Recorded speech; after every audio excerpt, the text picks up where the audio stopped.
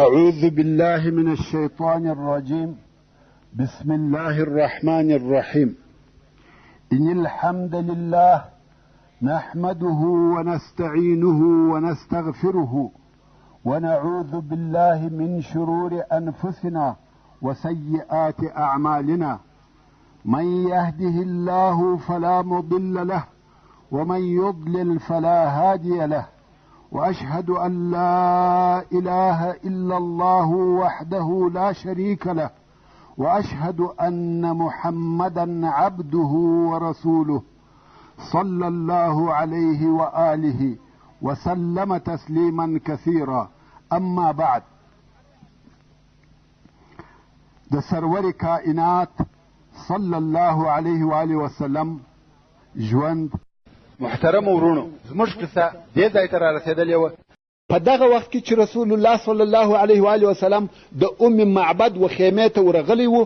په مکه مکرمه کې په لوړ آواز سره ځینې بیتونه ویل کېده چې خلقو اورېده او د بیتو ویونکی نه لیدل کېدی، چې هغه بیتونه داسې وه: جزا الله رب العرش خیر جزائه رفیقین حلا خیمتی معبد هما نزلا بالبر وارتحلا به وأفلح من أمسى رفيق محمد فيا لقسي ما زوى الله عنكم به من فعال لا يحاذي وسؤدد ليهن بني كعب مكان فتاتهم ومقعدها للمؤمنين بمرصد.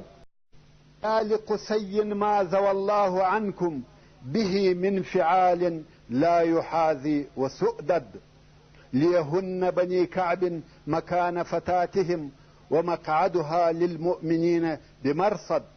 سلوا أختكم عن شاتها وإنائها فإنكم لو تسألوا الشاة تشهد.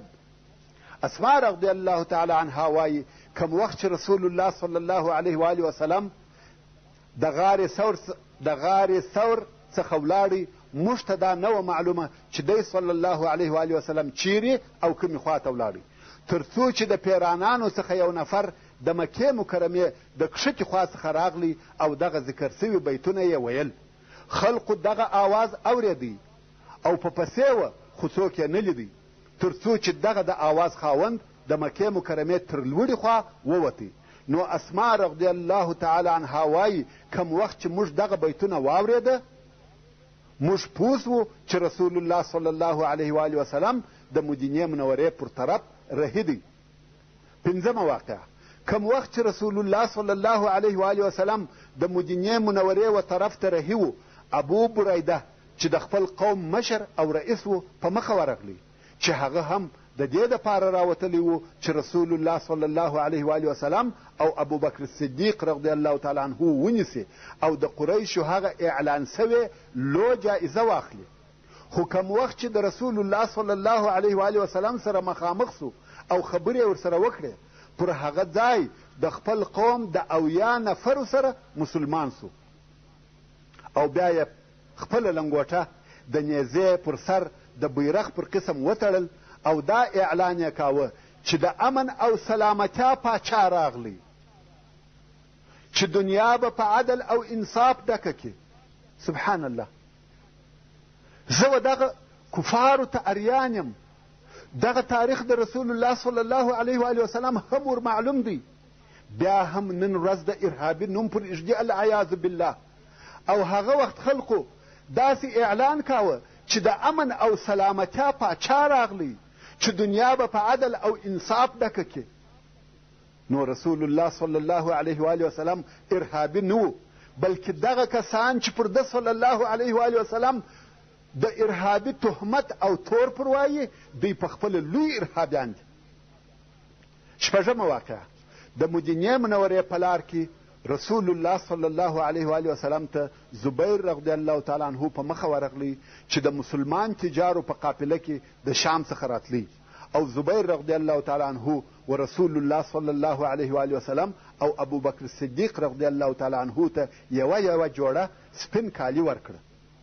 کم وخت چې رسول الله صلی الله علیه و آله وسلم په مکه مکرمه کې د خلقو د سترګو څخه پټ او غائب سو، مدینې منورې ته خبر راغلی چې رسول الله صلی الله علیه و وسلم هجرت را کړی دی، مګر څرنګه چې دی صلی الله علیه و وسلم 3 ورځې په غار ثور کې کښېنستی نو وځنډېدی، او د مدینې منورې مسلمانان نه پوهېده چې څه وخت به راورسېږي، او بل دا چې دی صلی الله علیه و وسلم پر هغه معلومه لار نه راغلی، بلکې پر بله نوې نامعلومه او اوږده لار را رهي سوی دی.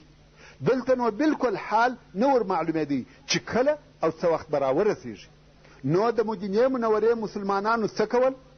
مصعب ابن عمیر رضی الله تعالی عنه به هره ورځ د ټولو مسلمانانو سره د رسول الله صلی الله علیه و وسلم و استقبال ته راوتی، دا د دې دپاره چې د رسول الله صلی الله علیه و وسلم مقام او درجه، عزت او احترام د مدینې منورې و نورو خلقو ته ورښکاره کړي چې رسول الله صلی الله علیه و وسلم د مسلمانانو په زړو کې څونه ځای لري.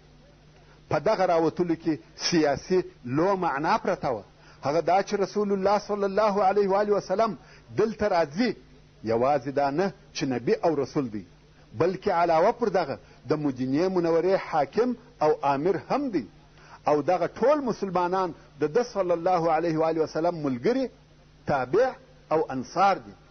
نو دا چې هر ورځ مسلمانان راوتل، دغه راوتلو د مدینې منورې پر کفارو هم روحي تاثیر وکړي، هغه به هم راوتل، حتی یهود به هم راوتل، ځکه د ټوله مدینې منورې دپاره د رسول الله صلی الله علیه و وسلم راتګ یوه لو واقعه وه. نو هره ورځ به د سهار تر لمانځه وروسته خلق راوتل، او پر هغه لار چې د مکې مکرمې څخه و مدینې منورې ته راتله د رسول الله صلی الله علیه و وسلم د راتګ په انتظار به ناست وه. تر ماپښینه به د مکې مکرمې و لارې ته کتل، کم وخت چې به ماپښین سو لمر او ګرمي به ډېر شدید سوه، بیرته به خپلو کورو ته ولاړ. خو د دوشنبې په ورځ چې د بعثت د 14 کال د ربیع الاول د میاشتې 8مه ورځ وه، او دغه کال د هجرت اول کال بلل کیږي، او د 622 عیسوي یا میلادي کال د سپتمبر د میاشتې 23 تاریخ و رسول الله صلی الله علیه و وسلم مدینې منورې ته راورسېدی. ورونو، دا دې درته معلومه وي چې د رسول الله صلی الله علیه و وسلم هجرت د محرم د میاشتې په اوله نه و، خو اوله د محرم چې د هجري کال شروع بلل کیږي، دا د کال د شروع په سبب ده، او د میاشتې د منزلو په حساب د کال اوله ورځ ده، مګر هجرت او قبا ته رسېدل د ربیع الاول یا لومړی خور پر 8مه وه، او بیا مدینې منورې ته او د مسجد نبوي و منطقې ته رسېدل د ربیع الاول پر 12 تاریخ وه. اوس نو رسول الله صلی الله علیه و وسلم او ابو بکر صدیق رضی الله تعالی عنه په داسې وخت کې و مدینې منورې ته ورسېده چې د مدینې منورې خلق د سهار څخه راوتلي وه، او د رسول الله صلی الله علیه و وسلم انتظار یې کړی و. څرنګه چې پر دوی ماپښین سو او ګرمي شدیده سوه او رسول الله صلی الله علیه و وسلم هم نه راغلی، نو دوی بیرته د کورو و طرف ته رهي سوه. کم وخت چې دوی کورو ته ورسېده، د انتظار په ځای کې بل څوک نه و پاته بې له یوه یهودي څخه چې د یوې درختې په سر کې لوړ ناست و. ورونو، د رسول الله صلی الله علیه و وسلم د راتګ په انتظار کې نور خلق هم په درختو کې کښېنستل، ځکه د لوړې څخه یې ډېره مسافه لیدلی سوای. نو دغه یهودي چې یوازې پاته و او لوړ ناست و، د لرې یې رسول الله صلی الله علیه و وسلم او د هغه اصحاب ولیده چې رارهي دي. یهودي ځان نسوای ټینګولی او په لوړ اواز یې نارې کړه: یا بني قیله، یعنی ای د قیله اولادې. ورونو، قیل د اوس او خزرج د قبیلو یو پخوانی نیکو، او یهودو و دغه قبیلو ته اوس او خزرج نه ویل، بلکې بني قیله یې ورته ویل. نو یهودي نارې کړه: یا بني قیله هذا جدکم قد جاء. جد بخت او نصیب ته ویل کیږي، یعنی ای بني قیله دغه دی ستاسې بخت او نصیب راغلی. د رسول الله صلی الله علیه و وسلم د رارسېدو خبر ډېر ژر نشر او وپاشل سو. هغه مسلمانان چې کورو ته رسېدلي وه په تلوار یې اسلحې راواخیستې او په لوړ آواز د الله اکبر نارې شروع سوې. د تکبیر نارې په بني عمرو بن عوف کې واورېدل سوې. هلته هم مسلمانانو د رسول الله صلی الله علیه و وسلم په راتګ د خوشحالۍ تکبیرونه شروع کړه او په تلوار د رسول الله صلی الله علیه و وسلم د لیدلو او استقبال دپاره راووته. انصار او مسلمانان پر رسول الله صلی الله علیه و وسلم راګرځېدلي دي، په شوق او محبت سره ورته ګوري، ستړی مه سې او ښه راغلی ورته وایي. په دغه وخت کې رسول الله صلی الله علیه و وسلم د وحیو په نور کې پټ سو او د الله عز وجل دا قول پر نازل سو چې د سورة التحریم په 4 نمبر آیات کې فرمایي: فإن الله هو مولاه وجبريل وصالح المؤمنين والملائكة بعد ذلك ظهير. یعنی بېشکه هم هغه الله د دغه نبي کومک کوونکی او مددګار دی او همدارنګه جبریل او صالح مؤمنان کومک کوونکي دي او وروسته تر دغه ملائکې کومک کوونکي دي. عروه ابن زبیر رضی الله تعالی عنه وایي کم وخت چې مسلمانان د رسول الله صلی الله علیه و وسلم سره یو ځای سوه نو رسول الله صلی الله علیه و وسلم دوی رهي کړه تر څو چې په بني عمرو ابن عوف کې یې واړول او دا د ربیع الاول په میاشت کې د دوشنبې ورځ وه. د مدینې منورې ډیرو مسلمانانو رسول الله صلی الله علیه و وسلم د مخه تر دې نه و لیدلی او په رنګ یې نه پیژني او اوس دوی 2 نفره دي، نه ور معلومیږي چې کم یو رسول الله صلی الله علیه و وسلم دی او کم یو ابوبکر صدیق دی او دوی 2 په عمر هم سره نږدې وه، ځکه ابوبکر صدیق رضی الله تعالی عنه تر رسول الله صلی الله علیه و وسلم په عمر 2 کاله کشر و، نو فرق یې نه کېدی او هر یو پوښتنه کول چې کم یو رسول الله دی. تر څو چې د لمر د ګرمۍ شدت زیات سو ابوبکر رضی الله تعالی عنه ولاړ سو او پر رسول الله صلی الله علیه و وسلم یې سایه جوړه کړه. دلته نو ټول خلق پوه سوه چې دا رسول الله صلی الله علیه و وسلم دی او دغه بل ملګری یې ابوبکر صدیق رضی الله تعالی عنه دی. د مدینې منورې ټول خلق د رسول الله صلی الله علیه و وسلم د استقبال او شراغلی دپاره راغلي دي. دا داسې د خوشحالۍ ورځ وه چې د مدینې منورې په ټول تاریخ کې داسې خوشحاله ورځ پر مدینه منوره نه وه راغلې. اوس نو مسلمانان پر رسول الله صلی الله علیه و وسلم راټول دي او هر یو وایي چې زما سره دې ولاړ سي، مګر رسول الله صلی الله علیه و وسلم په قبا کې د کلثوم ابن الهدم په کور کې واړول او رسول الله صلی الله علیه و وسلم په قبا کې 4 ورځې تیرې کړې، د دوشنبې، سهشنبې، چهارشنبې او پنجشنبې او په دغه ورځو کې یې د قبا مسجد جوړ کړي او دا هغه اولین مسجد دی چې په اسلام کې جوړ شوی دی. ورونو، رسول الله صلی الله علیه و وسلم چې اول کار په مدینه منوره کې کړی دی هغه د مسجد جوړول دي او دا کار په اسلام کې د مسجد اهمیت و موږ ته راښکاره کوي. مسجد یوازې د لمانځه ځای نه دی بلکې مسجد په اسلام کې د هر شي او هر کار مرکز دی. مسجد د جرګو او مشورو مرکز دی. مسجد د جنگ او جهاد د پاره د لشکر د مسلح کولو او جوړولو مرکز دی. مسجد د مهمو او لویو اجتماعاتو مرکز دی. مسجد د غریبانو او بیکوره مسلمانانو د استوګنې مرکز دی. مسجد د مسلمانانو د پاره عام او رئیسي مرکز دی. نو ځکه د هغه د جوړولو څخه چاره نه وه او د دغه مقصد او هدف دپاره رسول الله صلی الله علیه و وسلم تر هر څه د مخه مسجد جوړ کړي، مسجد قبا، او په هغه کې یې لمونځ ادا کوي.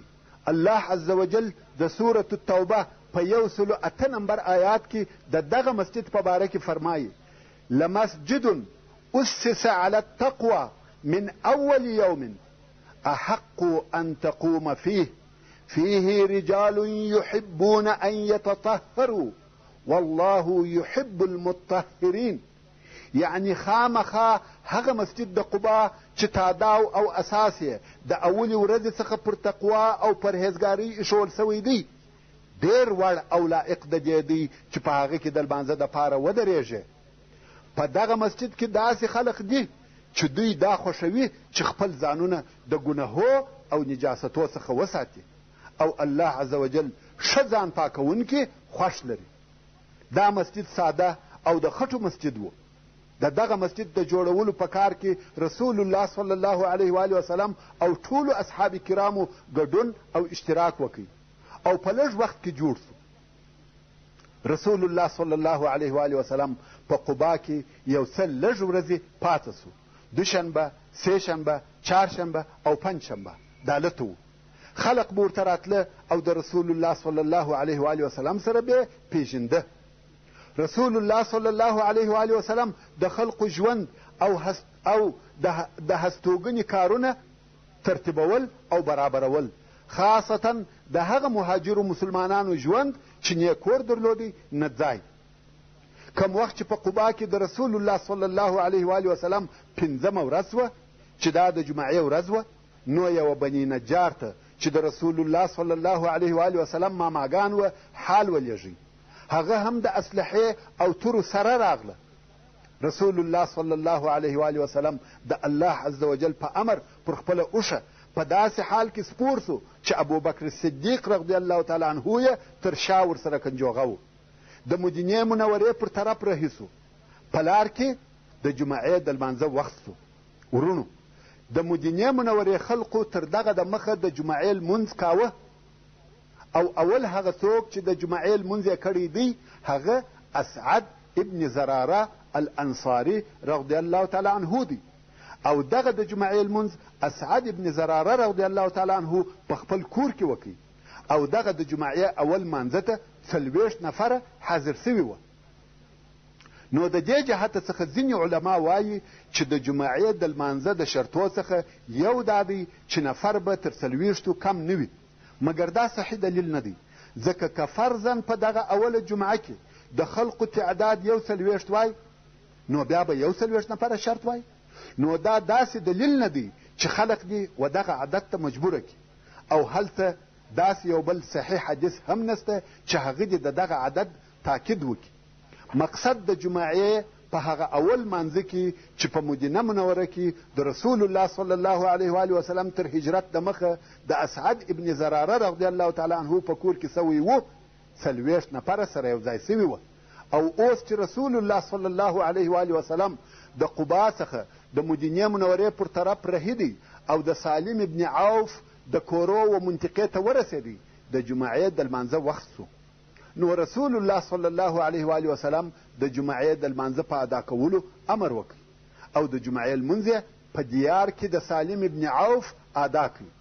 د جمعې په دغه لمانځه کې 100 نفرو ګډون وکړي او د لمانځه خطبه په خپل رسول الله صلی الله علیه و آله وسلم وویل. نو دغه خطبه هغه اولینه خطبه ده چې رسول الله صلی الله علیه و آله وسلم یې د شروع څخه د اسلام وایي. یعنی په اسلام کې د رسول الله صلی الله علیه و آله وسلم اوله خطبه دغه خطبه وه چې په دیار کې د بني سالم ابن عوف یې وویل او دغه ځای د قبا او مدینې منورې په مابین کې دی. د جمعې تر لمانځه وروسته رسول الله صلی الله علیه و آله وسلم مدینې منورې ته داخل سو او د دغه ورځې څخه د یثرب د ښار نوم په مدینة الرسول صلی الله علیه و آله وسلم سره بدل سو. خو نن ورځ د اختصار پر ډول مدینه منوره ورته ویل کیږي او دا ورځ د مدینې منورې په تاریخ کې یوه روښانه او ځلانده ورځ وه. په دغه ورځ چې رسول الله صلی الله علیه و آله وسلم مدینې منورې ته داخلېدی، د مدینې منورې کورونه او کوڅې د خوشحالۍ په خندا او ژوږ سره ډکې وې او د انصارو انجونو او هلوکانو د رسول الله صلی الله علیه و آله وسلم په استقبال کې دغه ترانه په ګډه او لوړ آواز سره ویل: طلع البدر علينا من ثنيات الوداع وجب الشكر علينا ما دعا لله داع أيها المبعوث فينا جئت بالأمر المطاع جئت شرفت المدينة مرحبا يا خير داع. دا هغه مشهوره بیتونه دي چې د مدینې منورې مسلمانانو د رسول الله صلی الله علیه و آله وسلم په استقبال کې ویل. او ټول مسلمانان ډېر خوشحاله وه.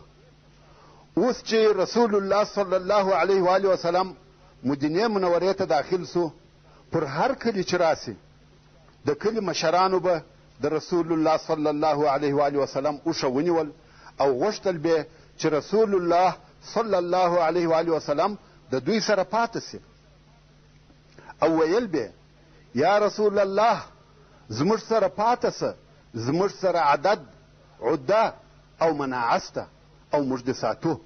ورونو، عدد سته یعنی نفر لرو، عده سته یعنی اسلحه لرو، او مناعه سته یعنی ستا د ساتنې دپاره قوت او طاقت لرو.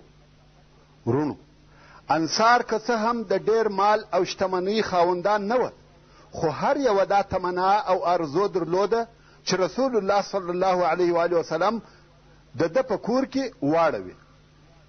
نو د انصارو پر هر کور چې به راغلی، هغو به د اوښې قیزه ونیول او ویل به یا رسول الله عدد، عدې او مناعې ته راځه. مګر رسول الله صلی الله علیه و آله وسلم به ورته ویل اوښه الکئ، دا په خپله د مقصد ځای ته ځي، دا د الله جل جلاله د طرفه امر کړه سوې ده چې هغه ځای ته ولاړه سي کوم چې زما د هستوګنې دپاره هلته د الله عز وجل اراده سوې ده. خلقو به هم اوښه پرېښول، بیا چې به پر بل کلي راغلی بیا به خلقو اوښه ونیول او رسول الله صلی الله علیه و آله وسلم به ورته ویل پرېږدئ، دا امر کړه سوې ده. خلقو به هم پرېښول او واقعا یې هم اوښه خپل اختیار ته پرې ایښې وه، نه تګ ته مجبوره کول او نه راګرځول. هرې خوا ته چې تله د دې خوښه وه. پر هر کلي چې به راغله خلقو به غوښته چې اوښه ونیسي، مګر رسول الله صلی الله علیه و آله وسلم به ورته ویل پرېږدئ. اوښه رهي وه تر څو چې د دغه اوسني مسجد نبوي و ځای ته ورسېده چې اواره او خرابه مځکه وه او دا مځکه د دوو یتیمانو وه او هلته اوښه په خپله چوکه سوه. رسول الله صلی الله علیه و آله وسلم پر سپور دی، نه ځینې کښته کېږي. اوښه بیا ولاړه سوه، یو څه ولاړه او شاته یې وکتل، بیرته راوګرځېده او پر هغه اولني ځای بیا چوکه سوه.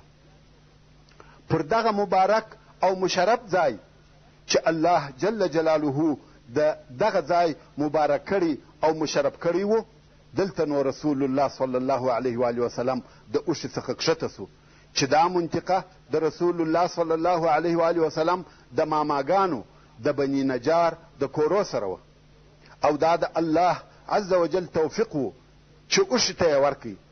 ځکه د رسول الله صلی الله علیه و آله وسلم هم دا خوښه وه چې د خپلو ماماګانو سره واړوي او د ده علیه الصلاة وسلام په نزول دوی مکرم کې. وصلى الله تعالى على خير خلقه محمد وآله وأصحابه وأهل بيته أجمعين. والسلام عليكم ورحمة الله وبركاته.